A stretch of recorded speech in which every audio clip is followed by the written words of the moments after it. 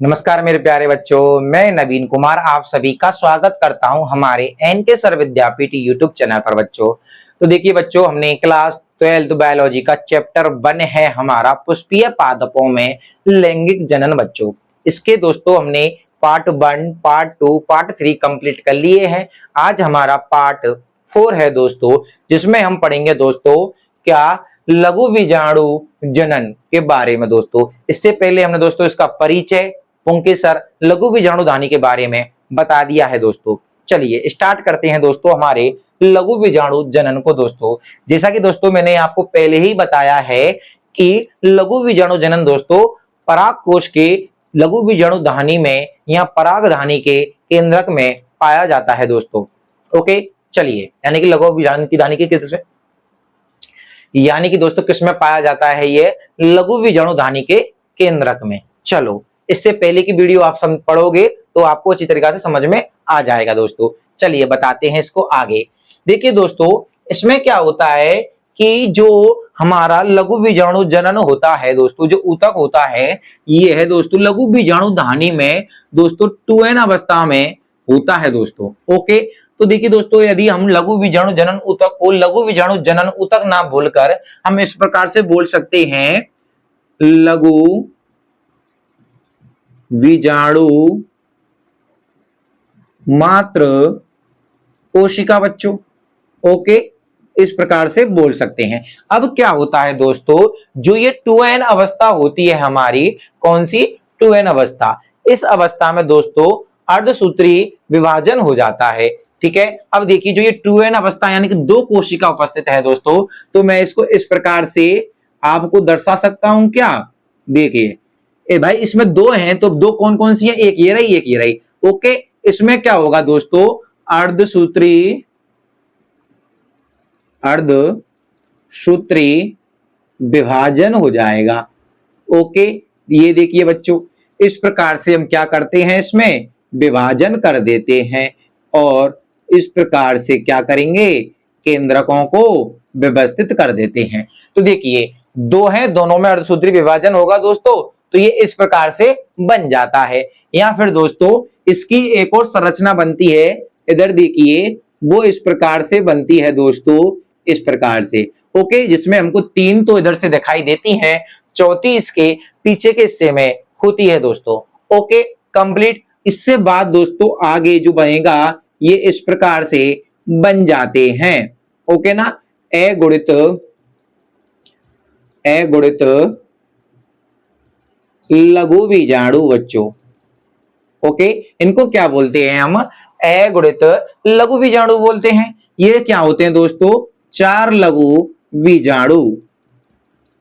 Okay जो किसमें उपस्थित है दोस्तों, चतुष्क या चतुष्टय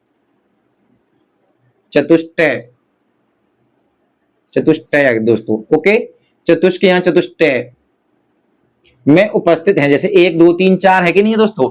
तो हम कह सकते हैं दोस्तों कि लघु बीजाणु मात्र कोशिका में दोस्तों अर्धसूत्री विभाजन होने के बाद दोस्तों जो ये 2 हमारा मात्र कोशिका है दोस्तों, ये क्या होती है, 4 लघु बीजाणु का निर्माण कर देती है, जो कि दोस्तों एक चतुष्टय में क्या होते हैं, व्यवस्थित हो जाते हैं। ये देखिए व्यवस्थित हो गए, ठीक है ना। इसके बाद दोस्तों क्या होता है, ये जो लघु बीजाणु होते हैं इनको चतुष्टक्य कहते हैं दोस्तों। क्या कहते हैं, चतुष्टक्य कहते हैं। इस जो कि दोस्तों जिससे ये परस्पर दोस्तों क्लोज वित्ती से दोस्तों, किससे, ये क्लोज वित्ती है कि नहीं है दोस्तों इनकी, तो ये क्लोज वित्ती से दोस्तों चिपके रहते हैं या जुड़े रहते हैं। ओके दोस्तों क्लोज वित्ती से जुड़े रहते हैं। ये अगुणित होते हैं, जैसा कि मैंने आपको बता दिया है कि 4 अगुणित बनेंगे तो लास्ट में इनकी संरचना इस प्रकार से बन जाती है दोस्तों। ओके यहां तक आपको समझ में आया कि नहीं आया दोस्तों, कंप्लीट ना। चलो इसके बाद क्या होता है दोस्तों, जब हमारा पराग कोश दोस्तों, जैसे मैं लिख दूं इधर पराग कोश बच्चों। ओके ये लिखा मैंने यहां पर पराग कोश, और जैसा कि हमने पता ही है कि पराग कोश की संरचना दोस्तों कुछ इस प्रकार से होती है। इसमें इसमें इसमें इसमें ये क्या है दोस्तों, हमारी पराग दाहनियां हैं, यानी कि बीजाणु दाहनियां हैं दोस्तों। ओके, जब क्या होगा दोस्तों, ये परिपक्व हो जाता है, परिपक्व, या जब ये पूरी तरह से पक जाता है तो ये स्फुटित होता है दोस्तों, यानी कि फूटता है। तो क्या होता है दोस्तों, इनके अंदर भरे हुए दोस्तों लघु बीजाणु बाहर आते हैं दोस्तों। क्या होगा दोस्तों, ये बाहर आएंगे, ठीक है ना। ये बाहर जैसे ही आ जाते हैं दोस्तों, तो ये क्या होते हैं, अलग अलग हो जाते हैं सारे लोगों से, यानी सारे के सारे बीजाणु क्या होते हैं दोस्तों, अलग हो जाते हैं, ठीक है ना। परंतु दोस्तों जैसे ही ये अलग होंगे तो ये क्या क्या बन जाएंगे, हमारे परागकण बन जाते हैं दोस्तों, ठीक है ना। कह सकते हैं कि परागकोश के परिपक्व होने पर या स्फुटित होने पर या फूटने पर दोस्तों लघु बीजाणु बाहर आ जाते हैं और अलग अलग होकर ये परागकणों का निर्माण कर देते हैं दोस्तों। ओके, और देखिए दोस्तों, जो ये हमारी लघु बीजाणु दानी है, इसके अंदर दोस्तों परागकोशों की संख्या 1 से लेकर कई हजारों तक होती है। ओके, आपको समझ में आया ना कि इसके अंदर जो बीजाणु दानी है, इसमें 1 से लेकर कई हजारों तक इसके क्या क्या होते हैं दोस्तों, परागकण उसमें उपस्थित होते हैं। ओके, अब बात आती है दोस्तों, कई ऐसे पौधे भी होते हैं दोस्तों हमारे, एक पौधा या कई ऐसे पौधे होते हैं जिसके परागकोश में लघु बीजाणु एक साथ रहकर यानी एक साथ जुड़े रहते हैं, जिनको दोस्तों हम कह सकते हैं संयुक्त परागकण दोस्तों। क्या कह सकते हैं दोस्तों, उनको हम संयुक्त परागकण कह सकते हैं। कब, जब लघु बीजाणु हमारे एक साथ होते हैं कई पौधों में दोस्तों। इसी प्रकार से दोस्तों कई ऐसे पौधे भी होते हैं दोस्तों जिसमें परागकोश के लघु बीजाणु एक साथ मिलकर दोस्तों, ठीक है ना, सारे के सारे एक साथ मिलकर एक विशेष प्रकार की संरचना बनाते हैं, जिसको परागपिंड या पालिनियम कहते हैं दोस्तों। ओके, तो देखिए दोस्तों, ये हो जाता है हमारा क्या, एक तरह से लघु बीजाणु जनन दोस्तों। इसके नोट्स आपको टेलीग्राम चैनल पर मिल जाएंगे।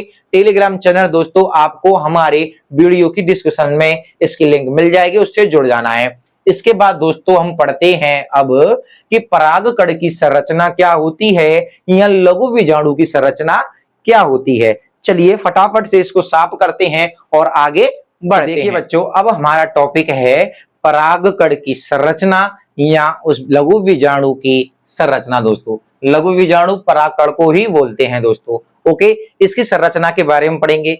ओके, किस प्रकार से इसकी संरचना होती है, क्या क्या इसके चीज में होती है दोस्तों। देखिए, जो हमारा परागकण होता है दोस्तों, ठीक है ना, परागकण या लघु बीजाणु की जो संरचना होती है दोस्तों, ये परागकण दोस्तों पुष्पीय पादपों में एक अति महत्वपूर्ण क्रांतिक अवस्था होती है दोस्तों, ठीक है ना। जो हमारे पुष्पीय पादप होते हैं दोस्तों, होते कि नहीं होते, जिनमें पुष्प आते हैं वो पुष्पीय पादप होते हैं दोस्तों। तो पुष्पीय पादपों में जो ये परागकण आते हैं दोस्तों, ये एक अति महत्वपूर्ण क्रांतिक अवस्था होती है दोस्तों, ठीक है। चलो इसकी संरचना पढ़ते हैं दोस्तों। सबसे पहले हम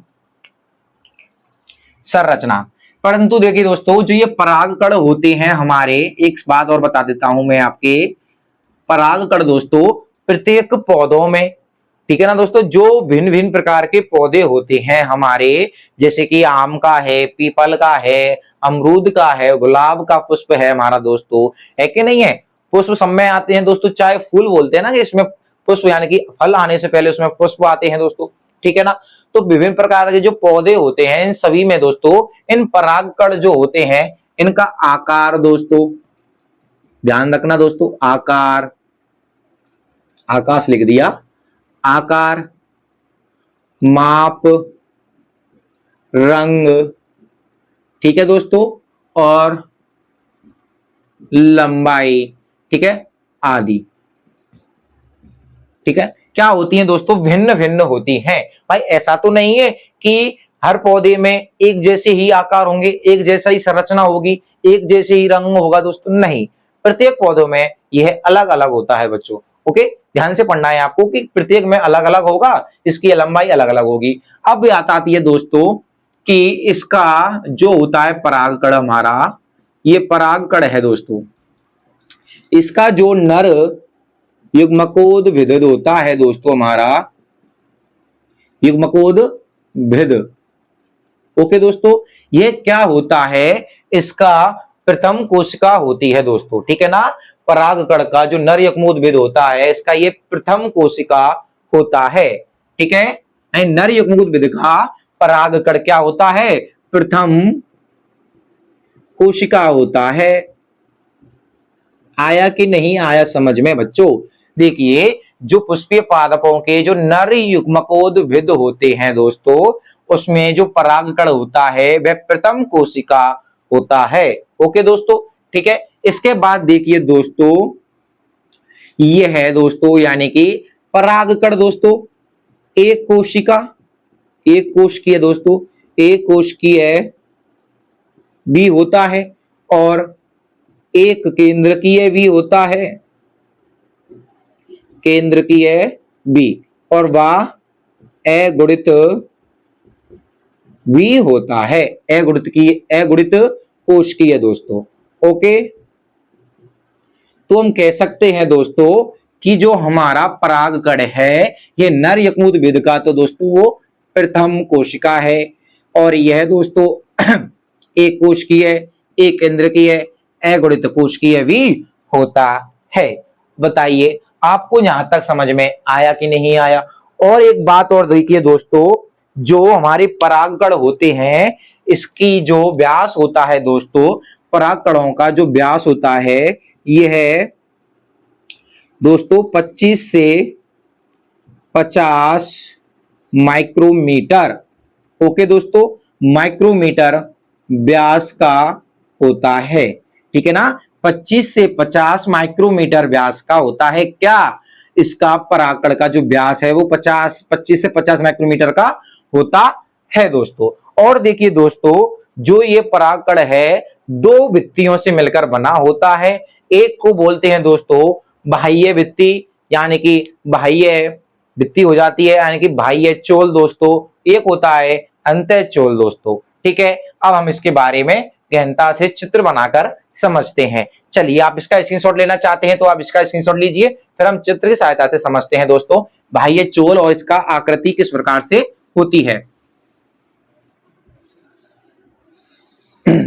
अब देखिए सबसे पहले दोस्तों जो हमारे परागकण होते हैं इनकी संरचना दोस्तों क्या तो गोल होगी दोस्तों। किस प्रकार से होगी, क्या तो गोल होते हैं ये, या फिर ये चंद्राकार होते हैं, या फिर ये दोस्तों वृत्ताकार होते हैं, ठीक है, या फिर ये त्रिकोणे हो सकते हैं। चलिए देखिए सबसे पहले हम इसका गोल आकृति वाला बनाते हैं। जैसे दोस्तों हमने एक ये लीजिए इस प्रकार से बनाया है दोस्तों, इधर से थोड़ा नीचा हो गया है, ये लीजिए। ओके चलो अब देखिए बात आती है दोस्तों परागकण के भित्तियों की, ठीक है ना। तो परागकण बाह्य परत, दो परतें होती हैं दोस्तों इसकी, ठीक है ना। तो बाह्य परत को बोलते हैं दोस्तों बाह्य चोल, बाह्य चोल दोस्तों, ठीक है, जिसको दोस्तों इंग्लिश में बोलते हैं एक्जाइन दोस्तों। ओके अब देखिए इसकी जो बाह्य परत होती है दोस्तों वो कुछ इस प्रकार से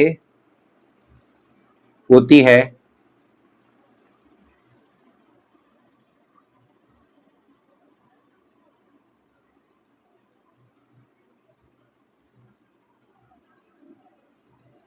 ये देखिए दोस्तों कुछ इस प्रकार से दिखाई दे रही है कि नहीं दे रही है दोस्तों। अब देखिए इसको हम बोल सकते हैं दोस्तों बाह्य पोल, ठीक है ना, बाह्य चोल यानी कि एक्जाइन। और देखिए दोस्तों इसके अंदर जो ये वाली लेयर है हमारी इसको बोलते हैं दोस्तों अंतःचोल, अंतःचोल दोस्तों। इसको इसको तो एक्जाइन बोलते हैं, इसको एंटाइन बोलते हैं दोस्तों। क्या बोलते हैं, एंटाइन दोस्तों। चलो इसके बाद देखते हैं दोस्तों जो ये लेयर है इसकी ये कोशिका स्टार्ट हो जाती है इसके अंदर दोस्तों। क्या होती है दोस्तों इसकी कोशिका, ठीक है ना। कौन सी, जीव द्रव्य इसके अंदर दोस्तों प्लाज्मा कोशिका से ढका रहता है। तो ये क्या है दोस्तों हमारी प्लाज्मा कोशिका होती है, ओके ना, इसके अंदर की।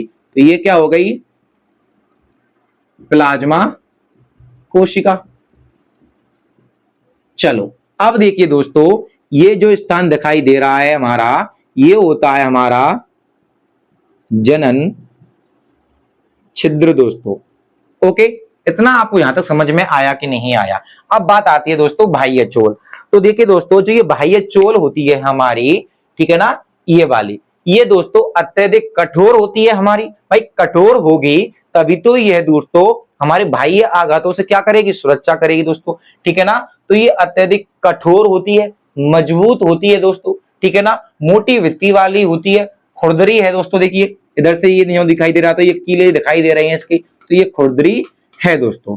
ओके, और चिकनी भी हो सकती है कभी कभी। ओके, तो आगे ना समझ में कि बाह्य चोल दोस्तों मोटी, अत्यधिक मजबूत, कठोर, बाह्य मोटी वित्ती की या चिकनी की होती है दोस्तों। ओके, अब देखिए दोस्तों, ये जो बाह्य चोल है दोस्तों हमारी, इसमें क्या पाया जाता है? तो देखिए दोस्तों, जो हमारी बाह्य चोल है इसमें एक स्पोरो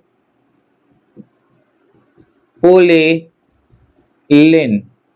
ओके दोस्तों, स्पोरोपोलेलिन पाया जाता है, जो एक दोस्तों अत्यधिक क्या होता है हमारा कि इस बाह्य चोल को कठोरता प्रदान करता है। इसी के कारण दोस्तों जो इसकी मजबूती है अत्यधिक बनी रहती है दोस्तों, ठीक है ना। और देखिए दोस्तों, ये क्या चीज है हमारा, ये है दोस्तों प्रकृति में पाया जाने वाला सर्वाधिक सर्वाधिक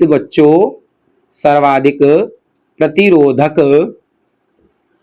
ठीक है ना, सर्वाधिक प्रतिरोधक कार्बनिक पदार्थ है।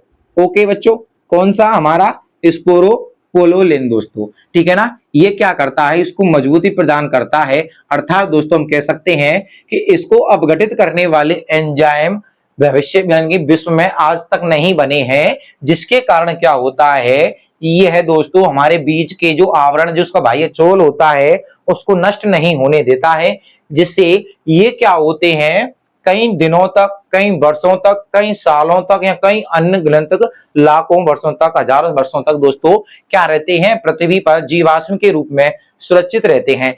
जिनसे दोस्तों क्या करते हैं वैज्ञानिक, कहीं जो प्राचीन समय के जो हमारे क्या हैं, जो जीवाश्म के रूप में मिले हैं, जो हमारे क्या पराकड़, उन पर अध्ययन करके उनके बारे में जानकारी जुटाते हैं दोस्तों, ठीक है ना। किसके कारण, स्पोरोपोलोलिन दोस्तों। अगर ये नहीं होगा तो ये टूट जाएगा दोस्तों, और क्या होगा, यह नष्ट हो जाएगा। अब देखिए दोस्तों, इस स्थान पर जो दिखाई दे रहा है आपको, मैं रेड कलर से दिखाई दे देता हूं, इस स्थान पर दोस्तों यह अनुपस्थित रहता है। क्या रहता है दोस्तों, अनुपस्थित रहता है, जिसके कारण दोस्तों क्या होता है, जब हमारा परागकण होता है यह क्या होगा, अंकुरित होगा, तो इसी स्थान पर अंतःचोल को तोड़कर दोस्तों बाह्य चोल से होता हुआ पराग नलिका का निर्माण करेगा दोस्तों। इसी स्थान से ही तोड़ सकेगा, अन्यथा यह किसी स्थान से नहीं तोड़ेगा बच्चों। ओके, तो ये हो जाती है दोस्तों हमारी बाह्य चोल यहाँ पर कंप्लीट बच्चों।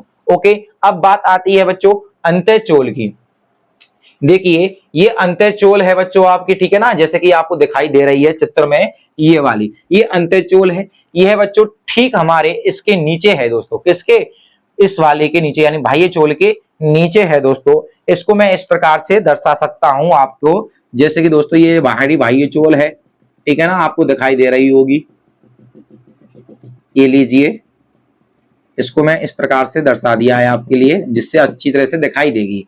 ओके भाई, इसके ठीक नीचे होती है दोस्तों, ठीक है ना। और यह दोस्तों क्या होती है हमारी, एक तरह से दोस्तों पतली होती है, सतत होती है, और क्या होती है दोस्तों, यानी कि एक तरह से दोस्तों सतत पतली कोशिका की होती है। जैसे मैं इधर लिख दूं आपके लिए, अंतःचोल दोस्तों हमारी सतत पतली सेल्स दोस्तों, सेल यानी कि पतली कोशिका की बनी होती है। अब देखिए दोस्तों, सतत का मतलब होता है लगातार। देखिए यहां पर तो ये टूट रही थी दोस्तों, यहां पर हमारी बाह्य चोल इस स्थान पर टूट रही थी, जो जनन छिद्र है दोस्तों, इसको इंग्लिश में हमने बताया था क्या, जर्म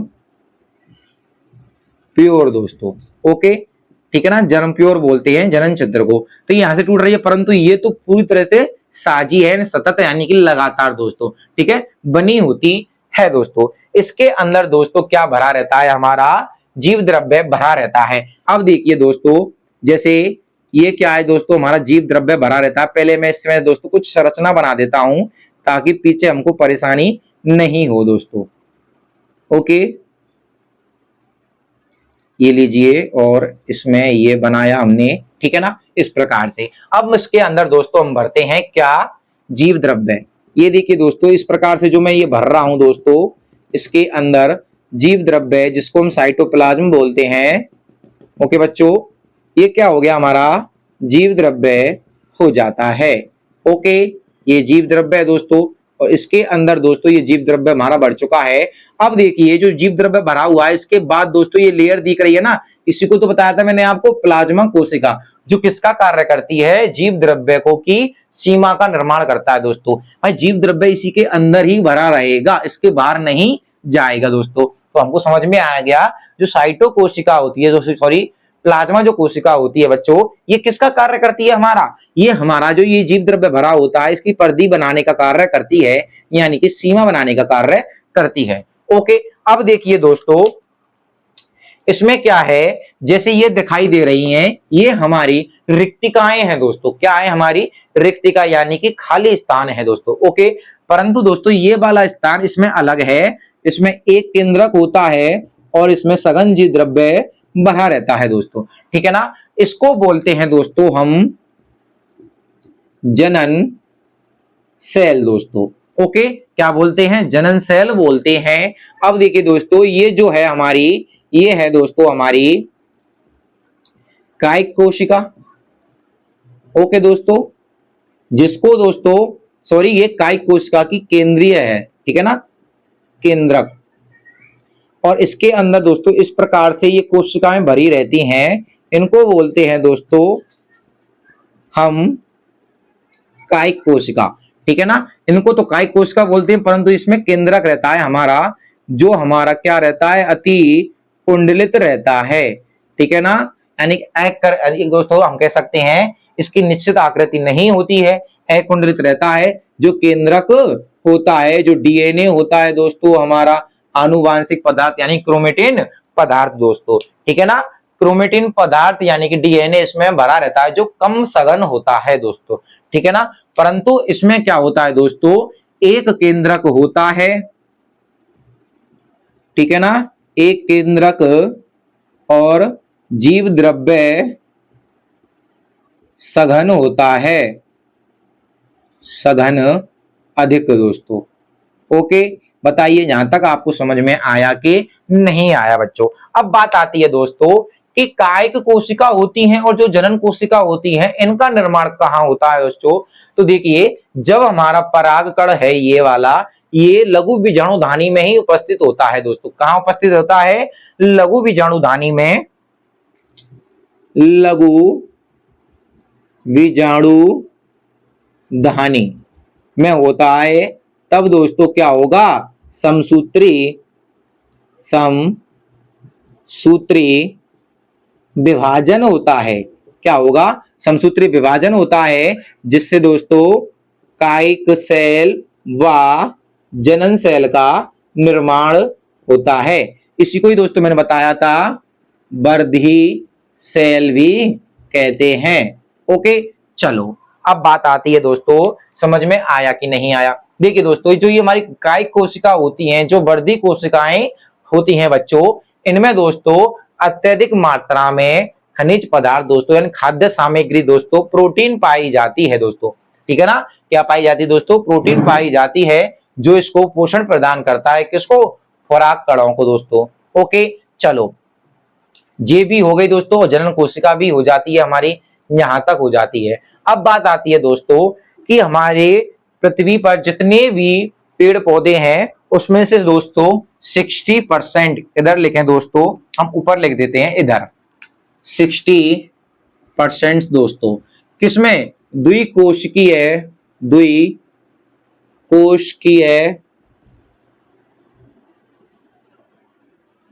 अवस्था में मुक्त होते हैं, ठीक है ना।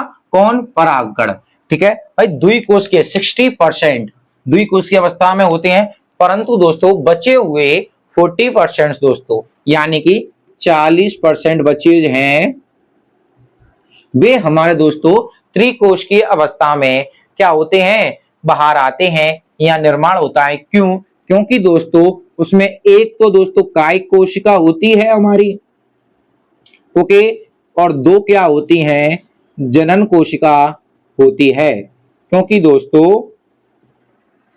जनन कोशिका में क्या होता है, समसूत्री विभाजन से दो कोशिकाओं का निर्माण हो जाता है, जिसके कारण दोस्तों कि 40% तो पौधों में 3 कोशिकीय होते हैं और 60% में द्विकोशिकीय, तो मैं इधर लिख सकता हूं त्रिकोशिकीय।